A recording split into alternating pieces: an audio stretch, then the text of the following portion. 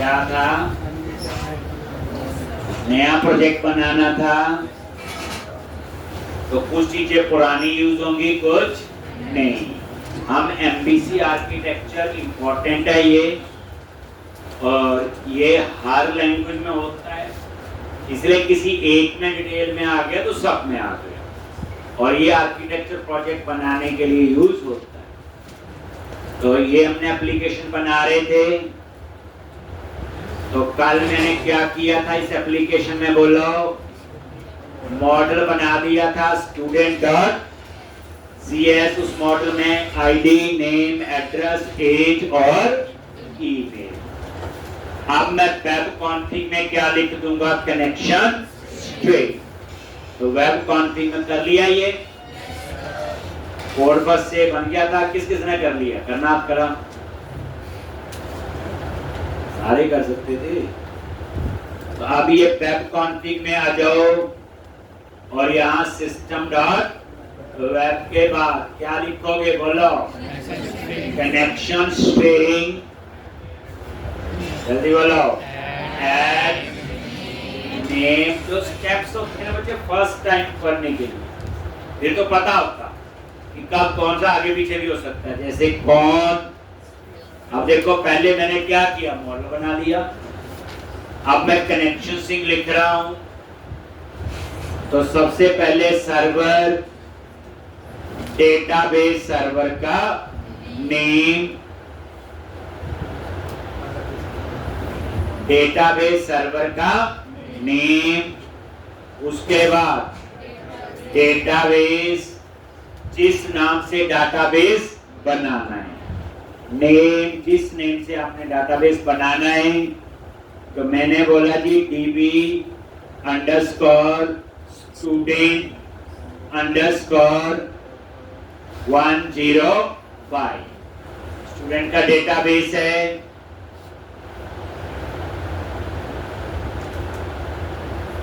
Semicolon. और window authentication को enable करने के लिए क्या लिखते हैं? बोलो? Integrated security true. Integrated security is equal to true।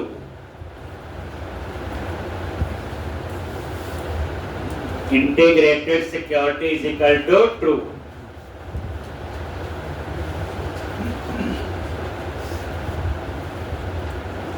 Window authentication को इनेबल करने के लिए अब एक हम क्या देंगे? प्रोवाइडर, जिससे पता चलेगा ये डाटाबेस कहां बनेगा। बोलो? प्रोवाइडर नेम, और यहाँ पे system dot data dot SQL client, system dot data dot SQL client. आता था इतना? अब क्या करेंगे आगे? पैकेज इंस्टॉल करेंगे। आप बोलो नहीं, डाटा में एप्लीकेशन DB कॉन्टेक्स्ट उससे पहले, क्योंकि वहां DB कॉन्टेक्स्ट क्लास इनहेरिट करनी है, उसके लिए वो पैकेज हमें पहले चाहिए। रट्टा नहीं, पता होना चाहिए। पहली बार पढ़ते हैं, स्टेप्स फॉलो करो, फिर हर एक स्टेप का मीनिंग समझो, फिर उसके बाद वो स्टेप्स आपको पता होने चाहिए। लिख लिया इतना सबने? अब हम पैकेज इंस्टॉल करेंगे। ये आपका आ गया जी, तीसरी बार लिखा ये कोड फर्स्ट। अब क्या करना आगे? टूल्स, नगद पैकेज मैनेजर, टेक मैनेज नगद पैकेज फॉर सॉल्यूशन, और यहां ब्राउज पे क्लिक किया, और यहां क्या चूज करोगे?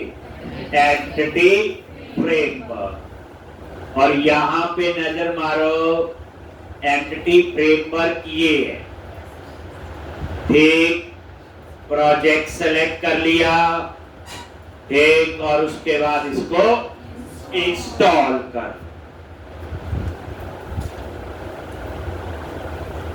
तो इसमें थोड़ी थोड़ी हम लोग क्या यूज कर रहे हैं, HTML, बूटस्ट्रैप, आने वाले 1-2 लेक्चर के बाद जावास्क्रिप्ट भी आएगी। ठीक, तो आपको ओवरऑल MVC नहीं पढ़ रहे अकेला, ठीक, इसमें जो बाकी चीजें यूज कर रहे हैं वो भी याद रखना। HTML, बूटस्ट्रैप, जावास्क्रिप्ट और डाटाबेस, ये ऐसी चीज है जो हर लैंग्वेज में सेम है। अब जो मैं आपको HTML, बूटस्ट्रैप लिखेंगे, यही सेम रूल, सेम सिंटैक्स जावा में, पाइथन में, PHP में, रेक्ट में, एंगुलर में, अब एक में आ गई सब में। आज ही मैं एक बैच में पढ़ा रहा था, एंगुलर शुरू की, तो जब मैंने एंगुलर शुरू की उसको 1 घंटे में 4 से 5 लेक्चर का काम हो, क्योंकि बूटस्ट्रैप, HTML, ये एंगुलर के ही फ्रंट एंड होते हैं, GUI वगैरह, तो उसके लिए वही HTML, बूटस्ट्रैप जो हमने पहले पढ़ी थी, तो उन बच्चों ने 1 घंटे में 4-5 लेक्चर जितनी हमारा काम हो। तो ये फायदा, एक बार तो पढ़ना पड़ेगा, फिर उसमें बाकी में इतना टाइम नहीं लगता। इंस्टॉल ISM,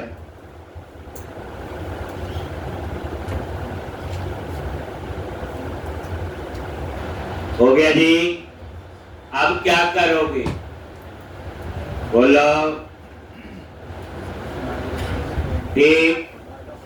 देखना है इंस्टॉल हुआ कि नहीं, तो पैकेजेस डॉट कॉन्फ़िग और ये फ्रेमवर्क आपका।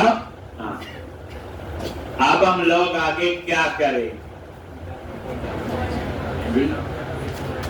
ठीक, अब हम लोग डेटा फोल्डर बनाएंगे। तो प्रोजेक्ट पे राइट क्लिक किया, ऐड न्यू फोल्डर, ठीक, डेटा, और डेटा फोल्डर पे राइट क्लिक करो, वहां फाइल ऐड करो, application DB context, add class, data folder पे गए, ऐड क्लास, और क्लास का नाम लिख दिया एप्लीकेशन DB कॉन्टेक्स्ट।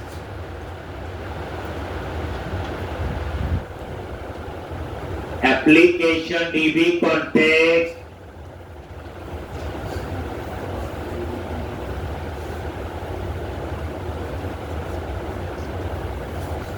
एक एप्लीकेशन DB कॉन्टेक्स्ट, ठीक, और यहां पे क्या करना है बोलो, DB कॉन्टेक्स्ट क्लास को इनहेरिट करो, अब वो क्लास उस फ्रेमवर्क उससे पहले इंस्टॉल होना चाहिए। तो अब यहां पे आगे क्या लिखोगे, DB कॉन्टेक्स्ट, और इसका नेम स्पेस इंपोर्ट कर लो। आ गया जी, नेम स्पेस इंपोर्ट हो गया, ठीक। अब यहां पे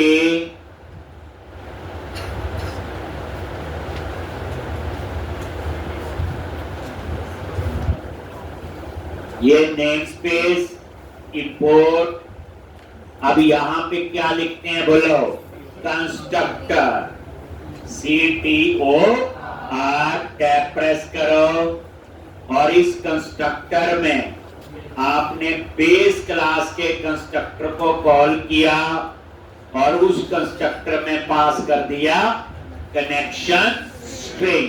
पूरी बात समझ के लिखनी है, ये नहीं करना नोटबुक देख के, उस सिंटैक्स के लिए है, कंसेप्ट के लिए नोटबुक नहीं है।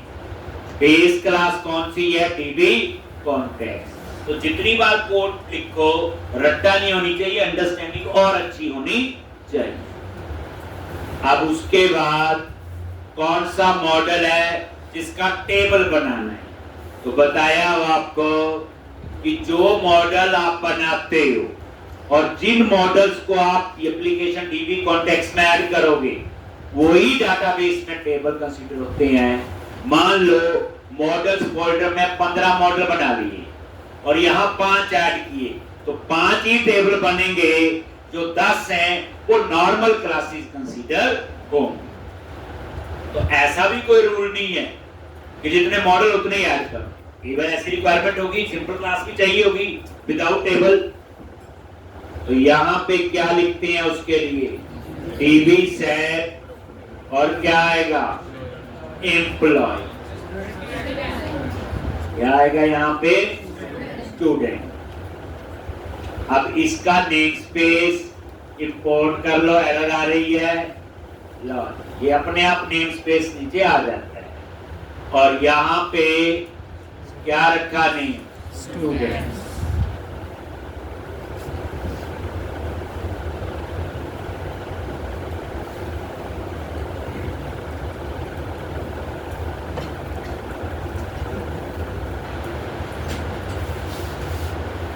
ठीक, क्या आएगा यहाँ पे, स्टूडेंट। ठीक,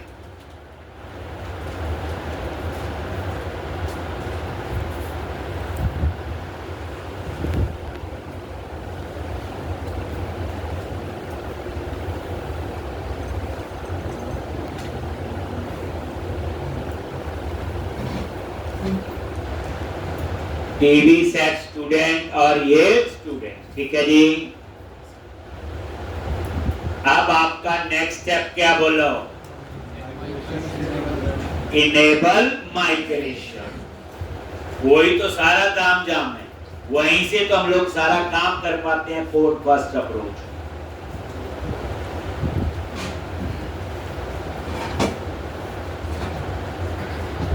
क्या करोगे, टूल्स मेन्यू पे गए, नगद पैकेज मैनेजर कंसोल।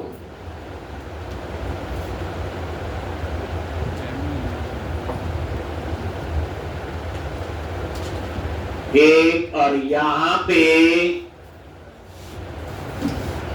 क्या लिखोगे, enable hyphen migration, enable hyphen migration और एंटर प्रेस किया। और यहां पे माइग्रेशन नाम से क्या बन गया, फोल्डर।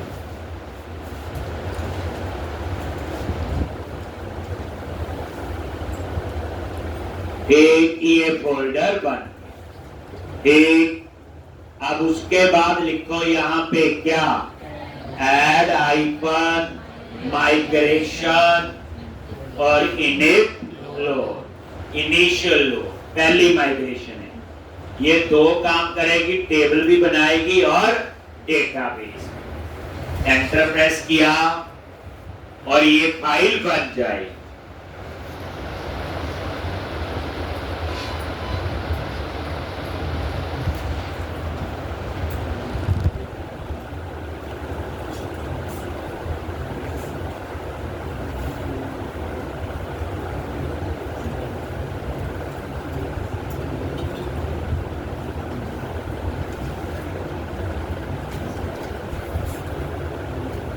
अब यहां पे ये देखो, इनिट लोड आ गया, क्रिएट टेबल और ये स्टूडेंट, और इसमें आईडी, नेम, एड्रेस और सैलरी, एज और ईमेल। आईडी क्या, इंटीजर है, और ये आइडेंटिटी कॉलम का मतलब ये एक auto increment. Name, address, string null आ सकता है इसमें। एज इंटीजर है, इसमें नलेबल वाल, क्योंकि इंटीजर में नल नहीं आता। और ईमेल स्ट्रिंग, और ये आईडी को क्या बनाया हुआ, प्राइमरी। बस देखना ही है, कुछ करना नहीं। अब उसके बाद क्या लिखोगे, लास्ट कमांड बोलो, अपडेट आइकन डेटाबेस। तो आपका ये काम हो गया, एक आपने डेटाबेस बनाया और उसमें एक टेबल बन जाएगा स्टूडेंट। चेक कर लोगे,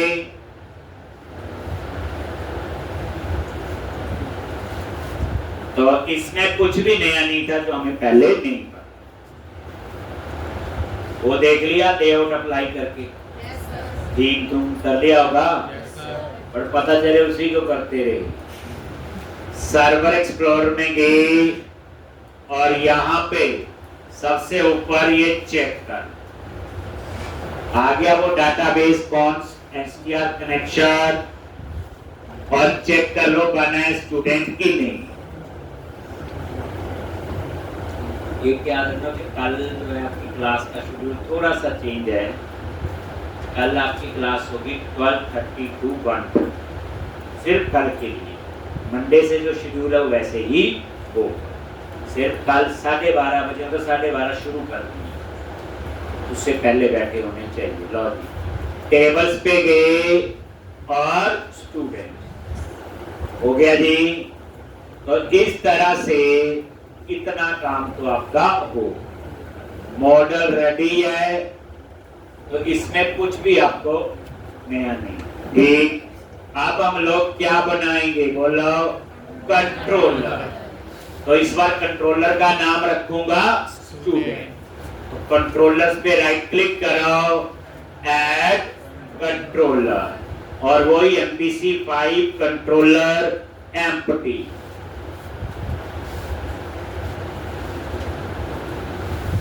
और ये ऐड करो, और इसका नाम क्या बोलो? Student controller. स्टूडेंट कंट्रोलर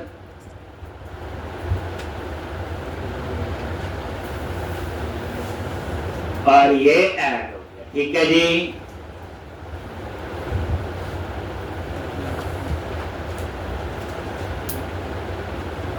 तो अब आपने क्या करना है?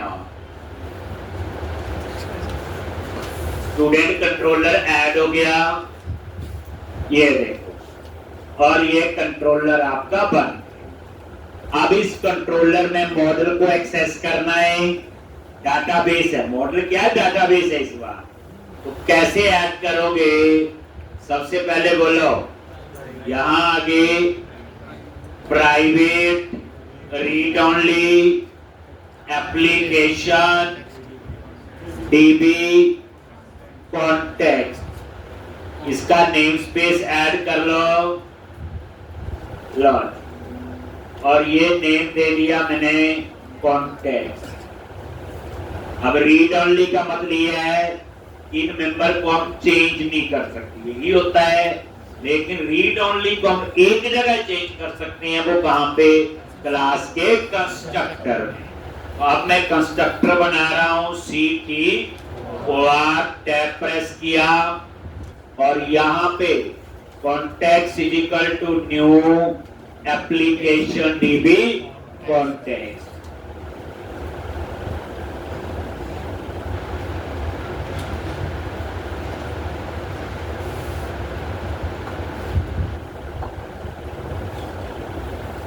तो एप्लीकेशन DB कॉन्टेक्स्ट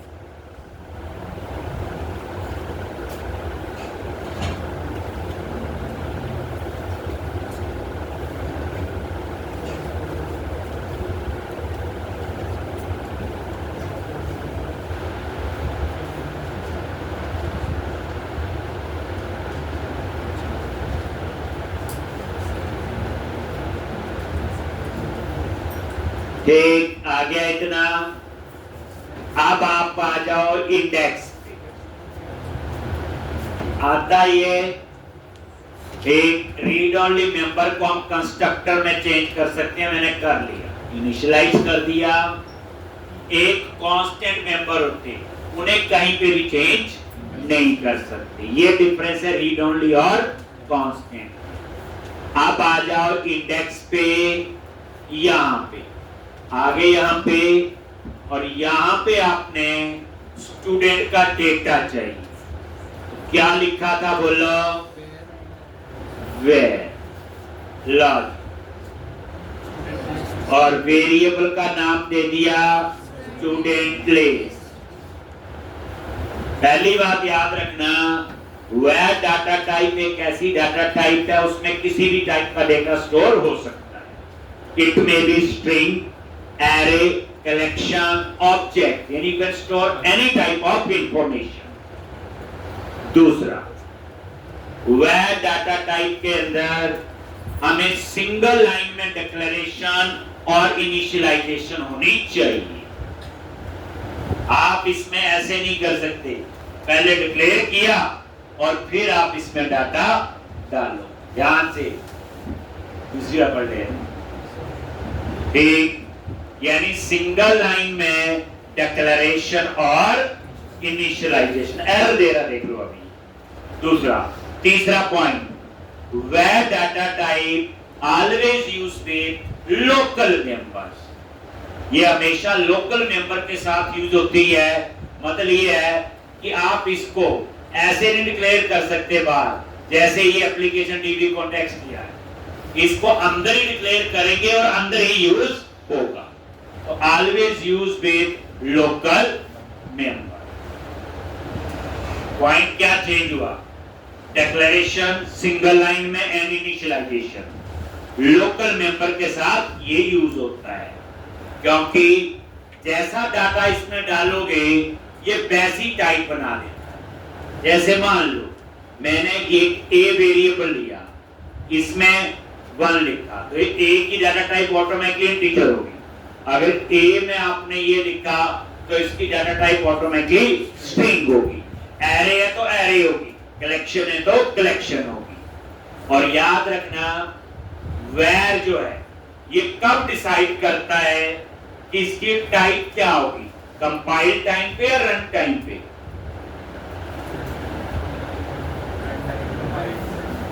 ये मैं पता क्या सिखा रहा हूं, वेयर डाटा टाइप। पहले तो छोटा सा बताया था ना कि वेयर एक ऐसी टाइप है जिसमें कुछ भी स्टोर कर सकते, लेकिन अब इंट्रो के लिए पूछना होता है कईयों ने, इंट्रो दोगे तो ही प्रोजेक्ट बनाने का टाइम लगेगा। तो वेयर डाटा टाइप जो है, याद रखना, ये कंपाइल टाइम पे डिसाइड करता है कि किस तरह की information. That's why single line में डिक्लेरेशन और इनिशियलाइजेशन होनी चाहिए। कंपाइल टाइम पे इंटीजर है तो इंटीजर बनाएगा, स्ट्रिंग है तो स्ट्रिंग। रन टाइम पे नहीं। अगर बच्चे रन टाइम पे करेगा तो स्लो होगा। देखो, अर्ली बाइंडिंग और लेट बाइंडिंग सुनी है। अर्ली बाइंडिंग में क्या होता है, सारी मेमोरी एलोकेशन पहले हो चुकी होती, सिर्फ डाटा रन टाइम पे डलता है, परफॉर्मेंस बेटर होती है उसकी। लेट बाइंडिंग में क्या होता, रन टाइम पे मेमोरी एलोकेशन, रन टाइम पे डेटा डलता है, तो वो स्लो होता है। तो वेयर में याद रखना, ये कंपाइल टाइम पे ही डिसाइड करता कैसी टाइप लेनी है। दैट्स व्हाई इसको यूज करना कोई बुरी बात नहीं, इसको यूज करना कोई बुरी बात नहीं, ठीक। तो ये वेयर एक डाटा टाइप है जिसमें हम सिंगल लाइन में ही डिक्लेरेशन और इनिशियलाइजेशन होनी चाहिए। तो ये मैंने लिख दिया डॉट टू लिस्ट पता। अब समझाया वह, पता चल गया ना? क्या वैर को हम पब्लिक डिक्लेयर कर सकते हैं? नहीं। क्या वैर को हम दूसरी लाइन पर डिक्लेयर कर सकते हैं? नहीं। उल्टा पढ़ो आप, क्या नहीं कर सकते जो नॉर्मल वेरिएबल में कर सकते, ठीक। वो सारे पॉइंट मैंने आपको लगवा दिए, याद रखने हैं। ये लोकल मेंबर के साथ यूज होता है, सिंगल लाइन में डिक्लेरेशन और इनिशियलाइजेशन होती है, कंपाइल टाइम पे डिसाइड करता है किस टाइप का डाटा इसमें होगा। ये अब ये स्टूडेंट डॉट टू लिस्ट क्या रिटर्न करेगा? स्टूडेंट की कलेक्शन। कैसे पता? टू लिस्ट पे जाओ, लिखा हो list model dot student I enumerable model dot student. और ये डाटा किसको पास करना है? स्टूडेंट। तो एक नई चीज पता चल गई, वेयर और डिटेल। अब एक और पता चलेगी, अब रिटर्न व्यू। व्यू रिटर्न करेगा, तो जो व्यू रिटर्न करेगा इसकी रिटर्न टाइप क्या है? व्यू पे F12 प्रेस करो और इसकी रिटर्न टाइप क्या है? View result. ये है, देखो। और जो ये इंडेक्स रिटर्न कर रहा है इसकी रिटर्न टाइप क्या है? Action result. ये तो अलग अलग हो गया, मिसमैच हो गया। देखो जितना का हमें C++ का नॉलेज है, जब हम कोई रिटर्न करते हैं तो जो फंक्शन बना रहे होते हैं आप, उसकी रिटर्न टाइप और जो रिटर्न कर रहे हैं सेम होनी चाहिए। बट यहाँ तो पंगा हो गया, ये रिटर्न कर रहा है एक्शन रिजल्ट और ये रिटर्न कर रहा है व्यू रिजल्ट। ठीक, गलत है इसका मतलब अभी के हिसाब से। तो आप क्या करो, यहाँ पे क्या लिख दो? व्यू रिजल्ट, ये चल जाएगा। अब एक्शन रिजल्ट क्यों लिया हुआ, उसकी कहानी आगे आई। बात समझो ना। रिटर्न क्या कर रहा है? व्यू। व्यू की रिटर्न टाइप क्या है? View result. अब जो व्यू रिजल्ट रिटर्न हो रहा है तो अंडरस्टूड इंडेक्स में व्यू रिजल्ट होना चाहिए रिटर्न टाइप। अब सेम हो गई दोनों की, जो जितना हमें नॉलेज था। फिर एक्शन रिजल्ट क्या चीज, उसमें हम बाद में आए। तो ऐसे नहीं दूसरी तीसरी आप से भी बढ़िया। और देखो ना, ये चीजें आपके माइंड में आनी चाहिए। मैं तो पढ़ा रहा हूँ, मुझे तो पता है, पर आपको इनका मतलब पढ़ने का तरीका देखो क्या होना चाहिए। सीधा कोड लिखना नहीं होना चाहिए। सब जो आ गया देखो। अब आप एक्शन रिजल्ट है, जब उसकी कहानी आएगी वो भी आपको समझ आ जाएगी। अब हम इंडेक्स नाम का क्या बनाएंगे? व्यू। तो आप ना यहीं से बना लो बच्चे। इस एक्शन के अंदर कहीं पे भी राइट क्लिक कर दो और ऐड व्यू। इसका फायदा ये है, ये ऑटोमेटिकली व्यूज फोल्डर के अंदर कंट्रोलर नाम से जो फोल्डर बना होगा स्टूडेंट, उसी में बना है। वहां जाके ढूंढने की जरूरत नहीं, और उसका नेम अपने आप इंडेक्स लेगा। हमने ही वही रखना था। तो आप क्या करो, इंडेक्स पे राइट क्लिक किया, ऐड व्यू, इंडेक्स पे कहीं पे भी कर लो, MVC5 व्यू और ऐड। वो देखो सबसे ऊपर व्यू का नेम क्या आ गया? इंडेक्स। नहीं तो मुझे याद रखना पड़ना था, लिखना पड़ना था। ठीक, और इस बार टेम्पलेट क्या होगा? एम्प्टी। अब हम खुद लिखते हैं। ठीक, एंड क्लिक ऑन ऐड। कोई मॉडल नहीं, कोई DB कॉन्टेक्स्ट, खुद लिखना है। ऐड पे क्लिक, आगे यहां पे। और ये देखो यहां पे गए व्यूज के अंदर स्टूडेंट, और स्टूडेंट के अंदर क्या है? इंडेक्स। ठीक, और यहां पे ये आपका आ गया इंडेक्स।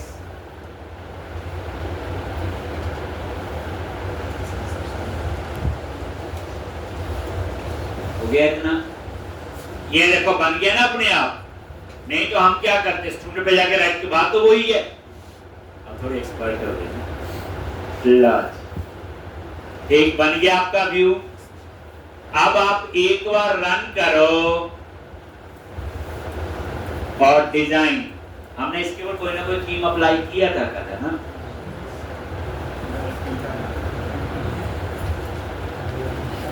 अब इधर कई कुछ बच्चे और चीजें पता चली। अगर मैं एक चीज 6 बार करवाऊंगा तो 6 बार ही नया सीखने का मिले तो फायदा नहीं होगा। इसलिए आप अगर 3 बार प्रैक्टिस कर रहे हो तो 3 बार वो जितनी इंप्रूवमेंट होनी चाहिए। ये अब मैं चाहता हूं होम अबाउट कॉन्टैक्ट, इसके बाद यहां लिखता हूं स्टूडेंट और क्लिक करें, मेरा व्यू ओपन होना चाहिए। मिनिमाइज किया।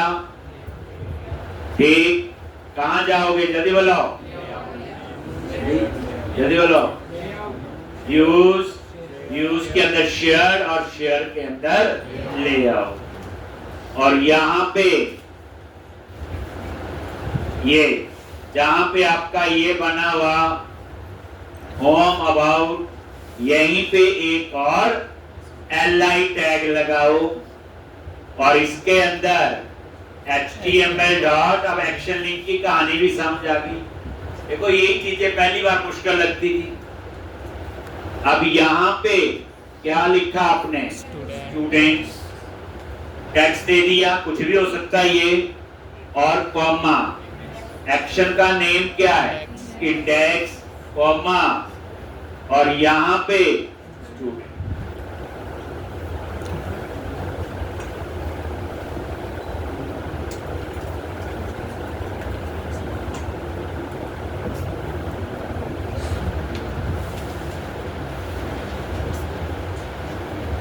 ठीक, तो यहां पे ये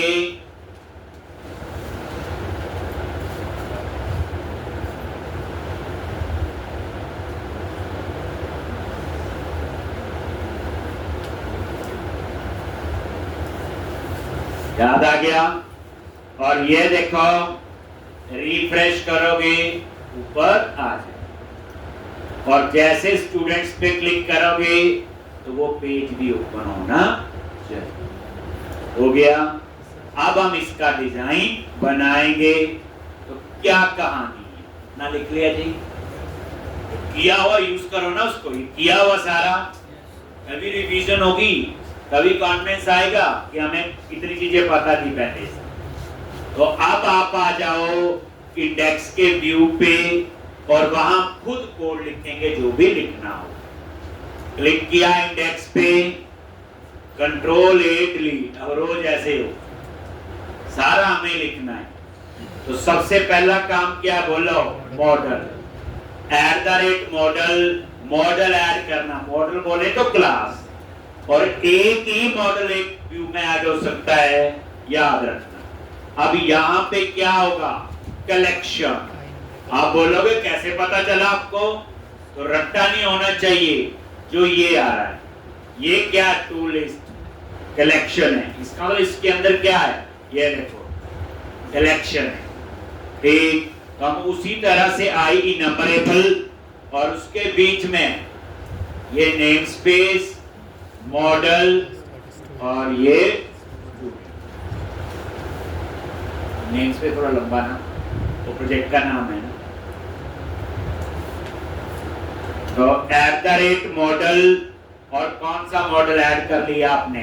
स्टूडेंट। और ये देखो, लो जी, हो गया इतना। अब नीचे क्या करेंगे? सबसे पहले हेडिंग आएगा स्टूडेंट लिस्ट, फिर एक बटन लगाएंगे न्यू स्टूडेंट, फिर चेक लगाएंगे।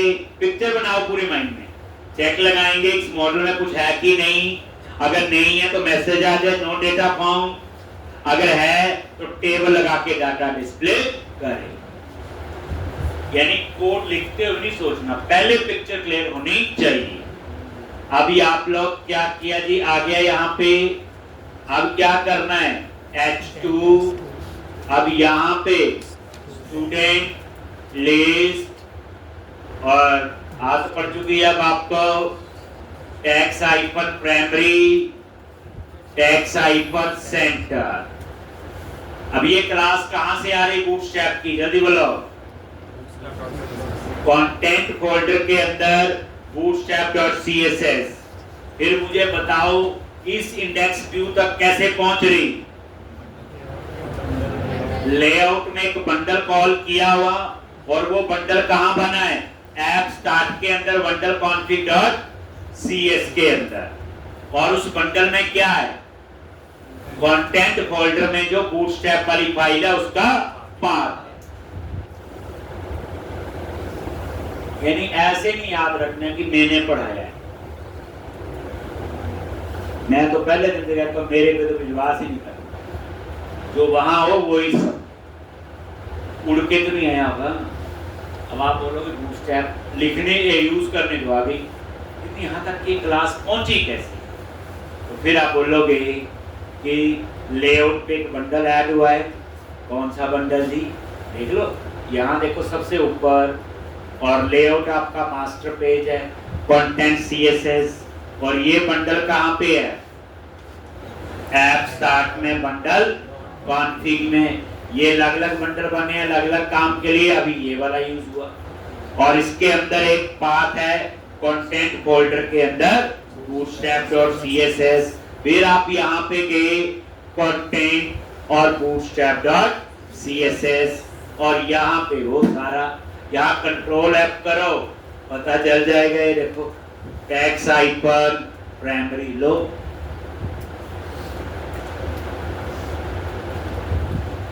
एक जब बच्चे एक एप्लीकेशन का पूरा आर्किटेक्चर समझा गया ना, तो कोडिंग में हम इतनी तंगी नहीं होगी, रट्टा नहीं मारना। जो चीज नहीं पता रुको, आपको एक्चुअल बताया हुआ, ब्रेक पॉइंट लगाओ, थोड़ा टाइम लगाओ उसके ऊपर, और जब बच्चे एक बार असल में समझ आ गया ना, तो जहां आप बैठे हो ना वहीं से आपका आंसर शुरू हो जाता है। लो जी, ये देखो रिफ्रेश किया, आ गया स्टूडेंट लिस्ट। तो अब प्राइमरी कुछ और टाइप का आ रहा है क्योंकि थीम वैसा है। अब उसके बाद ये आपका आ गया। अब यहाँ पे @HTML, ये क्या आपका बोलो, एक क्या ये HTML हेल्पर है। किसी पेज पे जाना हो तो पहला पैरामीटर है टेक्स्ट, आपने लिख दिया न्यू स्टूडेंट। उसके बाद एक्शन का नेम क्या रखेंगे, क्रिएट, बनाना है अभी, ऊपर आ रहा है देखो सब हेल्प में आता है। और ये कंट्रोलर का नेम स्टूडेंट, नीचे देखो आ जाता है बच्चे, कॉमा कॉमा लगाओ वैसे सब आता है, नहीं तो बताया हुआ F12 करो तो वहां भी पहुंच जाओगे कौन सा है। और इस पे अपने बूटस्ट्रैप अप्लाई करना सीखा हुआ, HTML हेल्पर पे कैसे करते हैं, न्यू @क्लास, और यहाँ पे क्या नेम है, बटन बनाना है तो btn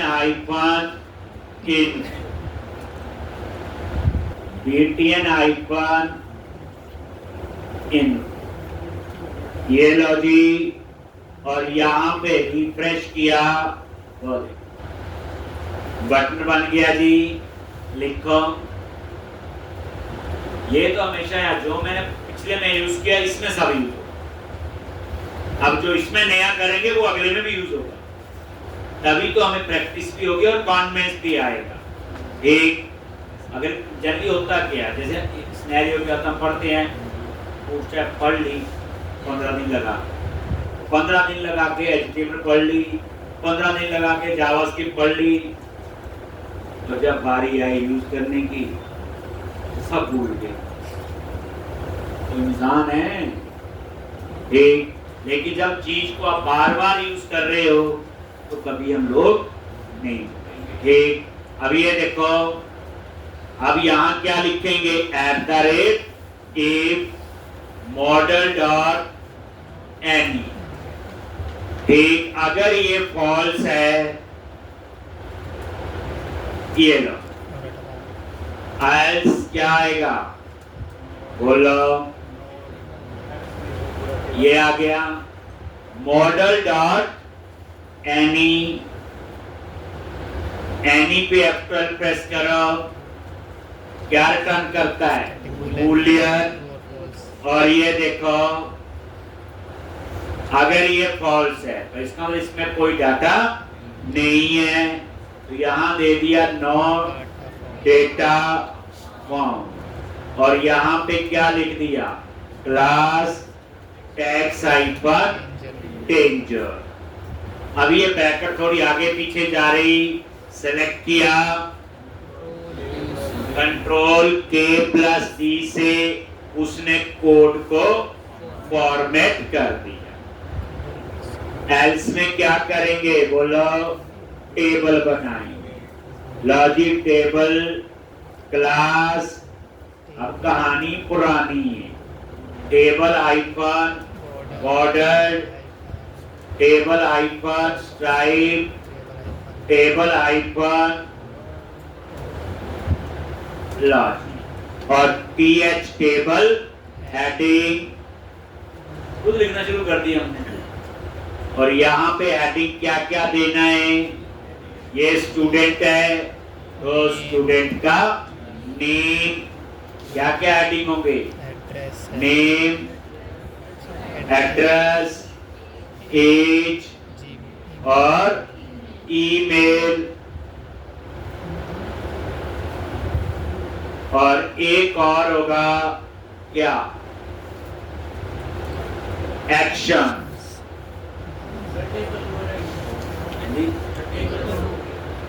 अच्छा ठीक, ये सारा किसमें रखोगे, रो के अंदर, तभी आपके कॉलम बने। तो ये लो जी, इस सारे को लिख, फिर टी बॉडी में लूप लगा के डेटा डिस्प्ले करेंगे। पिछली असाइनमेंट में लिखा हुआ मिल गया, वो माइक्रोसॉफ्ट ने लिखा, आप उनसे कम थोड़ी, आप भी लिख सकते हो। तो अब आपकी एक एक प्रोग्राम में 5-5 लैंग्वेज का काम यूज हो रहा है, अलग अलग, थोड़ी प्रैक्टिस चाहिए, कम से कम 3 बार तो चाहिए, तो मैं करवाता हूं। लिखो ये,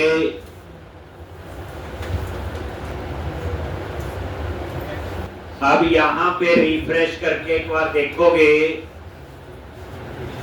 तो नो डेटा, नीचे वाला कोड तो तभी नजर आएगा जब आपका डेटा होगा। तो अभी तो हम एल्स पार्ट में लिख रहे हैं, और यहाँ पे टी बॉडी, और यहाँ लूप लगाएं। लूप क्यों लगा रहे, यहाँ देखो ऊपर जो डाटा आ रहा है मॉडल से, वहां आई नंबरेबल लिखा हुआ, किसके लिए होता है, ये कलेक्शन।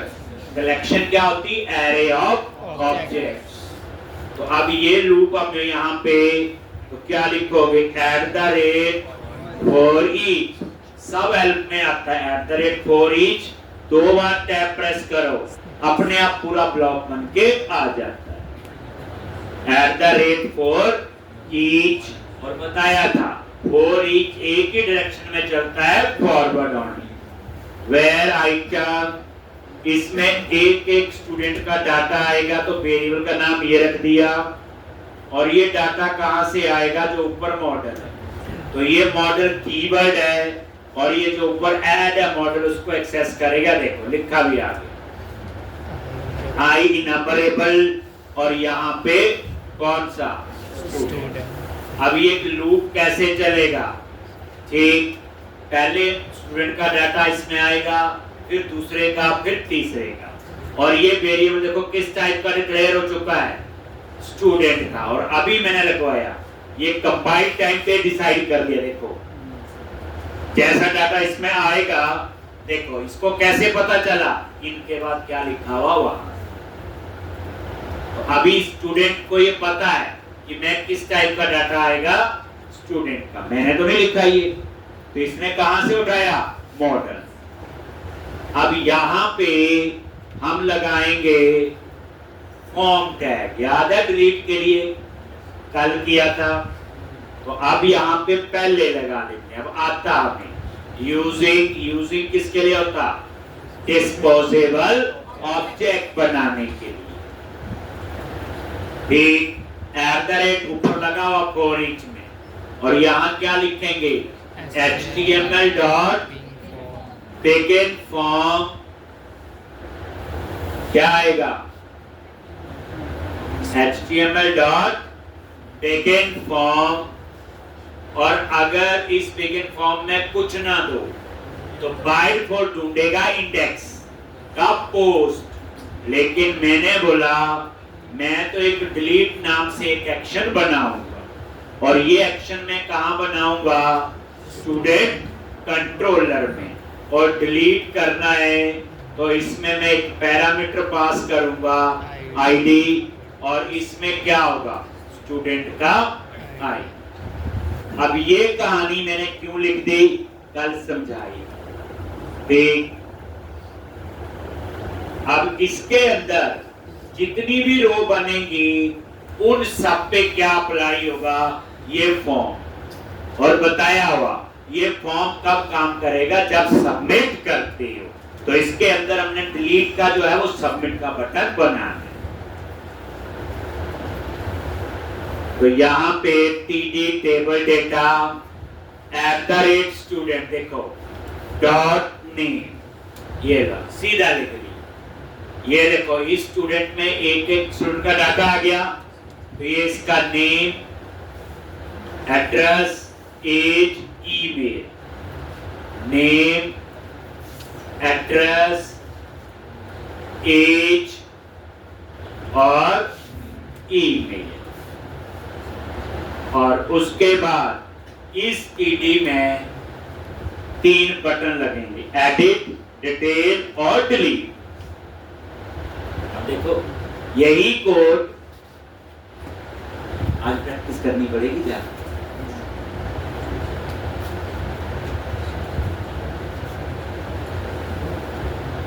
जब नेक्स्ट टाइम करेंगे कुछ और ऐड होगा। और बच्चे पहली बार जब चीजें ट्राई होती समझाइए मैंने एक स्टूडेंट का डाटा आ गया, student dot name, address, age और ईमेल।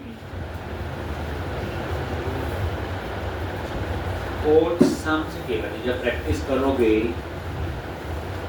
नहीं आता कोड समझ, 1 घंटा पहले कंसेप्ट समझ। कोड तो सिंटैक्स है, अगर आप कोड समझोगे उसका ज्यादा बेनिफिट नहीं होगा, वो भूल जाएंगे हम। अब यहाँ पे क्या लिखा था? Action link. कौन सा HTML पर था? Action link. आगे ये ब्रैकेट आगे पीछे है, तो क्या करना है? कंट्रोल प्लस के प्लस डी। और यहाँ पे क्या लिखा? एडिट। एडिट क्या आपका? टेक्स्ट। ये एडिट क्या है? एक्शन। और इसमें कौन सा कोड होता है? फाइंड का। तो किसको फाइंड करना है? तो इसमें एक पैरामीटर, और HTML हेल्पर में कैसे पास करते हैं? ID student dot ID, student dot ID आ गया।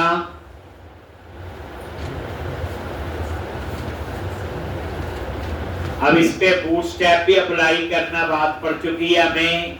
क्या लिखेंगे लास्ट में? Comma, new, class, BTN hyphen, यहाँ पे दे दिया मान लो सक्सेस। तो इस तरह से ये एक आपका एडिट का हमने यूज कर लिया HTML हेल्पर। अब सेम हम किसका बनाएंगे? डिटेल का। ये तो एडिट पे क्लिक करेंगे, फिर बात की बात आएगी। डिटेल भी फाइंड चाहिए। अभी हम सीख रहे हैं, जब रिक्वायरमेंट होगी कौन सी चीज चाहिए नहीं चाहिए वो हटा दिया करेंगे। ड्राइंग कहता 2 फाइंड के नहीं चाहिए, जान देंगे हमारा क्या है। अब यहाँ पे दोबारा से ले, फिर वही सेम क्या लिखोगे? @HTML डॉट एक्शन लिंक, क्या लिखेंगे? डिटेल्स। ये टेक्स्ट है और इस नाम से मैं क्या बनाऊंगा? एक्शन। क्या बनाएंगे? एक्शन। और इसमें भी हम पास करेंगे क्या? आईडी। और ये आईडी पैरामीटर है, और कहां से आएगा? Student dot ID, comma, new, और क्लास, बीटीएन हाइफन, एक इसका हमने इन्फो कर, इन्फो और भी कर सकते हैं, कोई थोड़ा प्राइमरी करते जान के हो गया। अब तीसरा बनेगा डिलीट का, लेकिन उसमें हम सबमिट बनाएंगे। कोई मैसेज देना वांट टू डिलीट,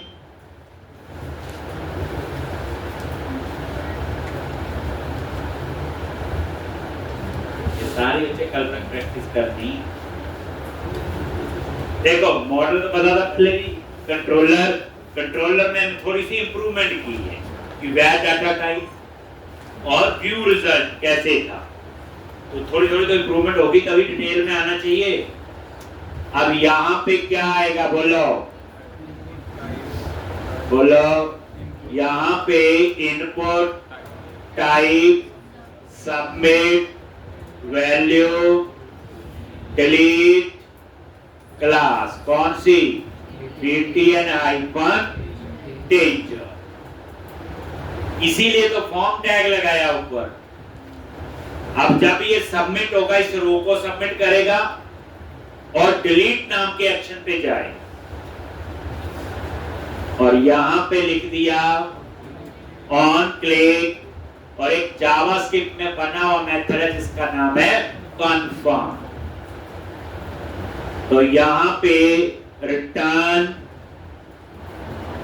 कन्फर्म, और ये आपका आ गया want to delete data, और ये क्वेश्चन मार्क, और लास्ट में वो क्लोज कर। ये मैं एंटर प्रेस कर देता हूं, लिखिए।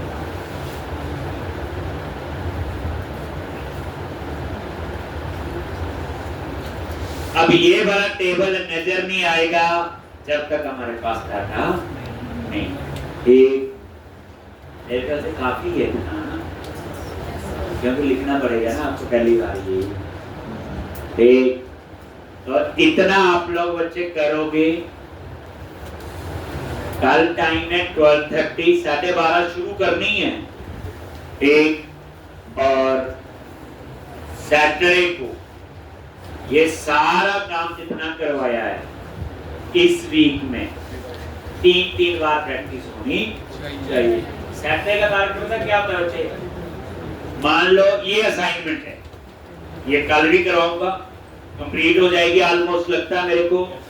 फिर आपने कैसे करनी, वन गो में। बस ये डेवलपमेंट सीखने का सिंपल फंडा है कि जब आप प्रैक्टिस करो, एक प्रोग्राम बना रहे हो पूरा ना, तो फ्री माइंड बैठो और वन गो में करो।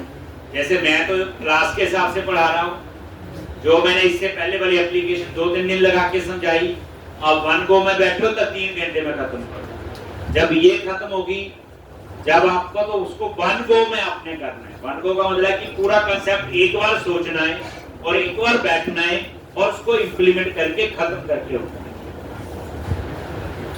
जिससे आपके और कंसेप्ट बच्चे क्लियर होंगे। ऐसे नहीं करना, एक घंटा बैठ के फिर उठ के चले गए, फिर बैठ के फिर उठ के चले गए, उससे आपको खास आउटपुट नहीं। ये लो, तो इतना आप लोग ये करके आओगे।